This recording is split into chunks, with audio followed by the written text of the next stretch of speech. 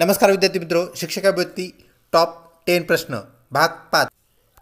शिक्षकाचे सर्वात महत्त्वाचे कार्य अध्यापन कार्य आयोजित करणे। शिक्षक कसा असावा, कर्तव्यदक्ष असावा।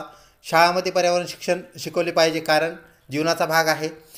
शाळेत शिक्षणाच्या गुणवत्तेचे सर्वात महत्त्वाचे द्योतक काय आहे, तर समाजामध्ये विद्यार्थ्याचे महत्त्व काय आहे, स्थान काय आहे, यावरून शाळेचं महत्त्व ठरतं। विद्यार्थ्याच्या शिकण्याच्या संबंधित समस्यावर सर्वोत्तम उपाय आहे तर त्याला निदानात्मक शिकवणे म्हणजेच रिमेडियल टीचिंग। सेवांतर्गत शिक्षकांचे प्रशिक्षण केव्हा फलद्रूप होईल, जेव्हा शिक्षक प्रशिक्षणात जे गोष्टी शिकवल्यात त्याचं अनुसरण करून शिक्षक शिकवतील म्हणजेच अध्यापन करतील।